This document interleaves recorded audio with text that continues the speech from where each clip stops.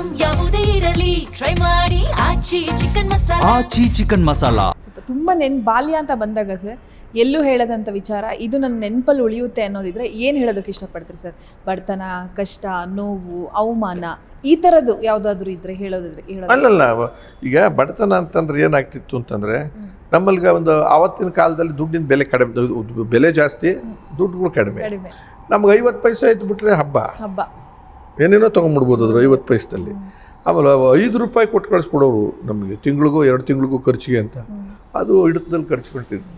ಮಠದಲ್ಲಿ ಹೊತ್ತಿದ್ದಾಗ ಮಠದಲ್ಲಿ ಮುದ್ದೆ, ಸಾರು, ಮಜ್ಜಿಗೆ, ಅನ್ನ, ಅದು ಕುಂತ್ಕೊಂಡು ಊಟ ಮಾಡ್ಬೇಕಾಯ್ತು. ತಟ್ಟೆ ಇಟ್ಕೊಂಡು ಅವ್ರು ಹಾಕ್ಕೊಂಡು ಹೋಗೋರು. ಈ ಅಭ್ಯಾಸ ಆಯಿತು. ಮನೆ ಒಳಗಡೆ ಭಾಳ ತಟ್ಟೆ ಹಾಕಿ ನಮಗೆ ತುಪ್ಪ ಹಾಕಿ ಎಲ್ಲ ಮಾಡಿ ಅದೆಲ್ಲ ಇರ್ತಿಲ್ಲ. ಅಂದರೆ ದೇಶದಲ್ಲೆಲ್ಲ ಇಂಥ ಮಕ್ಕಳಿದ್ದಾರೆ ಅಂತಂದ್ರೆ ನಾವು ಇದ್ದೀವಲ್ವಾ ಅಂತ ಆ ಥರದ ಅನುಭವ ಕಣ್ಣಿಗೆ ಬರೋಕ್ಕೆ ಶುರುವಾಯಿತು. ಬಟ್ ತಲೆಗೆ ಹತ್ತಿರಲಿಲ್ಲ ವಿದ್ಯೆ ಏನು ಹೇಳ್ಕೊಟ್ರು.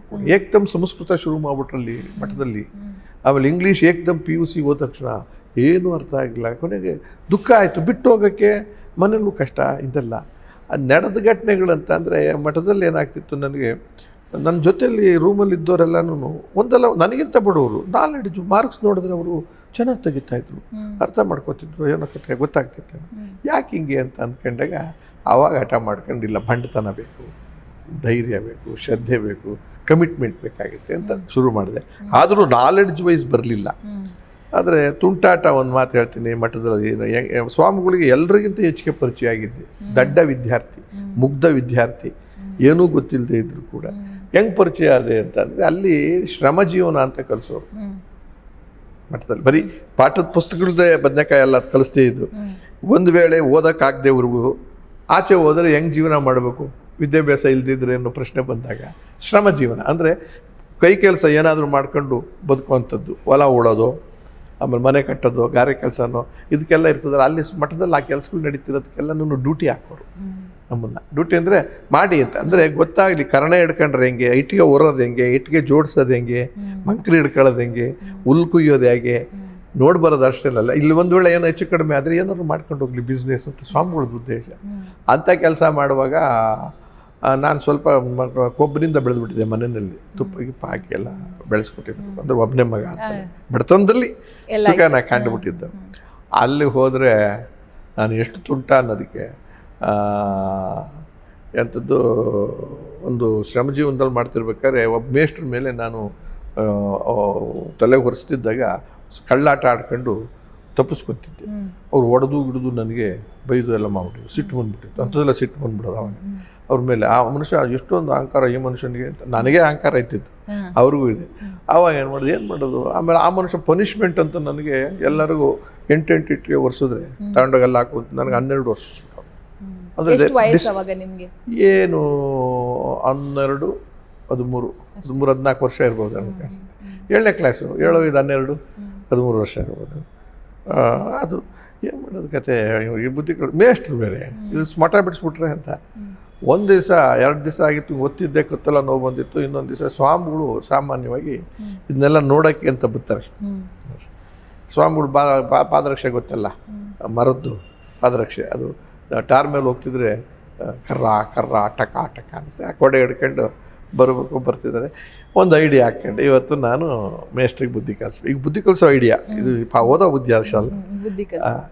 ಅವತ್ತೂ ಅವ್ರು ವರ್ಷಲಿ ಅಂತಲೇ ಇದ್ದೆ. 12 ವರ್ಷದ್ರು. ಆ ಕಡೆಯಿಂದ ಬರ್ಬೇಕಾದ್ರೆ ಅವ್ರು ನನಗೆ ಅಡ್ಡ ಸಿಕ್ಕ ತನಕ ಸ್ಲೋ ಆಗಿ ನಡ್ಕೊಂಡು ಹೋಗ್ತಿದ್ದೆ ಆ ಕಡೆಗೆ ಹೋಗೋಕ್ಕೆ. ಅವ್ರ ಹತ್ರ ಬರುತ್ತಾಗೆ ಬಿದ್ದೋಗ್ಬಿಟ್ಟೆ. ಬೀಳಲಿಲ್ಲ ನಾನಾಗಿ, ಅದಾಗಿ ನಾನೇ ಬಿದ್ದೆ. ಎಡೋ ಬಿದ್ದಿದ್ದ ಥರ ಬಿದ್ದುಬಿಟ್ಟೆ. ಇಟ್ಟಿಗೆ ಎಲ್ಲ ಕೆಳಗೆ ಬಿದ್ದು ಒಂದಷ್ಟು ಹೊಡೆದೋದು. ನಾನು ಅನ್ಕಾನ್ಷಿಯಸ್ ಥರ ಆ್ಯಕ್ಟ್ ಮಾಡೋಕ್ಕೆ ಶುರು ಮಾಡಿದೆ. ಅವತ್ತೇ ಆ್ಯಕ್ಟಿಂಗ್. ಯಾಕೆ ಅಂತಂದರೆ ಈ ಸ್ವಾಮಿಗಳು ಗಮನಿಸ್ಬೇಕಿದ್ದ. ಆಮೇಲೆ ಅವ್ರು ಪ್ರಶ್ನೆ ಹಾಕಿದ್ದಾದ್ಮೇಲೆ ಕತೆ ಗೊತ್ತಾಗುತ್ತೆ. ಇನ್ನೊಂದು ಮನಸ್ಸಿನಲ್ಲಿ ಬಂದ್ಬಿಡ್ತು. ಭಾಳ ಹೊತ್ತು ಅನ್ಕಾನ್ಷಿಯಸ್ ಆಗಿರೋಂಗಿಲ್ಲ. ಯಾಕೆಂದ್ರೆ ಸ್ವಾಮಿಗಳು ಎಲ್ಲ ಹೇಳ್ಬಿಟ್ಟು ಅವ್ರಿಗೇನೋ ಒಂದೇನೋ ಔಷಧಿ ಕೊಡಿಸಿ ಅಂತೇಳಿ ಹೊಟ್ಟೋಗ್ಬಿಟ್ರೆ ಇವು ಕತೆ ಗೊತ್ತಾಗಲ್ವಲ್ಲ ಅಂತ. ಆಮೇಲೆ ಎಚ್ಚರಿಕೆ. ನೀರೆಲ್ಲ ಚಿಮ್ಕಿಸಿದ್ರಲ್ಲ, ನೀರು ಚಿಮ್ಕಿಸಿದ ಮೇಲೆ ಹಿಂಗೆ ಎಚ್ಚರಿಕೆ ಆಯ್ತು. ಹಿಂಗೆಲ್ಲ ಸ್ವಾಮಿಗಳು ತೊಡೆ ಮೇಲೆ ನನ್ನ ತಲೆನ ಹಾಕ್ಕೊಂಡು ಕುಂತ್ಕೊಂಡವ್ರೆ. ಅವ್ರಿಗೆ ಮಕ್ಕಳು ದುಃಖ, ಏನಾಗೋಯ್ತು ಮಗುಗೆ, ಏನಾಗೋಯ್ತು ಅಂತ. ಅಂಥ ಪ್ರೀತಿ ಅವ್ರಿಗೆ. ಶಿವಕುಮಾರ ಸ್ವಾಮಿಗಳು ನಡೆದಾಡೋ ದೇವರು. ಅವರು ಏನಾಯ್ತು ಸ್ಪೀಡಾಗಿ ಮಾತಾಡೋದು, ಏನಾಯ್ತು ಅಂತ ಕೇಳಿದಾಗ ನಾನು ಎಚ್ಚರಿಕೆ ಆಯ್ತು. ನನ್ನೇ ಕೇಳೋದು ಯಾಕೆ ಅಂತ. ನೋಡಿ ಸರ್, ಈ ಮೇಷ್ಟ್ರಿಂದ ಹಿಂಗಾಯ್ತು ಅಂತ, ಬುದ್ಧಿ ಇಂಥ ಕೆಲಸ ಆಯಿತು. ಏನದು ಅಂತ ಅಂದರೆ ಎಲ್ಲರಿಗೂ 8 ಇಂಟಿಗೆ ಅವ್ರು ಕರೆಸ್ತಾರೆ. ಯಾಕೋ ನನ್ನ ಮೇಲೆ ಸಿಟ್ಟು ಮಾಡ್ಕೊಂಡು 12 ಒರೆಸ್ತಾರೆ. ಕತ್ತಂಗಾಗಲಿಲ್ಲ, ತಡ್ಕೊಳಕ್ಕಾಗಲ್ಲ, ಬಿದ್ದೋಗ್ಬಿಟ್ಟೆ. ಜಾನ್ ಬೈದರು, ನನಗಲ್ಲ, ಅವ್ರಿಗೆ ಮೇಸ್ಟ್ರಿಗೆ. ಮಕ್ಕಳನ್ನ ದುಡಿಸಿ ಬಿಲ್ಡಿಂಗ್ ಕಟ್ಸ್ಬೇಕು ಅಂತ ಆಸೆ ಪಡ್ತೀನಿ ನಾನು. ಅದು ಬಿಲ್ಡಿಂಗ್ ಕಟ್ಟೋ ಪ್ರೋಸೆಸ್ ಏನು ಅಂತ ತಿಳ್ಕೊಳ್ಳಿ ಅಂತ ಕಳಿಸಿದ್ದು.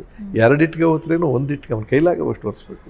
ನಿಮಗೆ ಜ್ಞಾನ ಇಲ್ಲ, ನಿಮ್ಗೆ ಒರೆಸಿದ್ರೆ ತಗೊಂಡೋಗ್ಬಿಡ್ತಾರೆ. ಹಿಂಗೇನೆ ಬೇಜಾರು ಬೈತಿದ್ದಾರೆ. ನನಗೆ ಒಳಗಡೆ ಆನಂದ ತೋರಿಸ್ಕೊಳಂಗಿಲ್ಲ ಅಂತ. ಅದೆಲ್ಲ ಆಯಿತು. ಆಮೇಲೆ ಅವ್ರಿಗೆ ಒಂದು ಡೈರೆಕ್ಷನ್ ಕೊಟ್ಟರು, ಇವನು ಈಗಲೇ ನೀವೇ ಕರ್ಕೊಂಡೋಗಿ ರೂಮ್ಗೆ ಹಾಕಿ 2 ದಿನ ಅವನು ಊಟಕ್ಕೆ ಬಂದು ಲೈನಲ್ಲಿ ಕುಂತ್ಕೊಳ್ಳಂಗಿಲ್ಲ.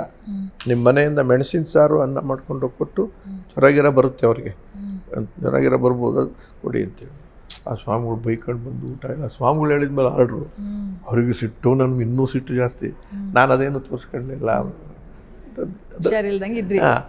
ಇದು ಯಾವ ಥರದ ನಾಲೆಡ್ಜು ಅಂತೀರಾ ನೀವು ಅರ್ಥ ಮಾಡ್ಕೊಳ್ಳಿ. ಇದು ಓದೋದಕ್ಕೆ ರ್ಯಾಂಕ್ ಬರೋ ನಾಲೆಡ್ಜು ಅಲ್ವಾ ಗೊತ್ತಿಲ್ಲ, ಬಟ್ ಬದುಕಿನಲ್ಲಿ ರ್ಯಾಂಕ್ ಬಂದಂಗೆ ಆಯ್ತಲ್ಲ ನನಗೆ.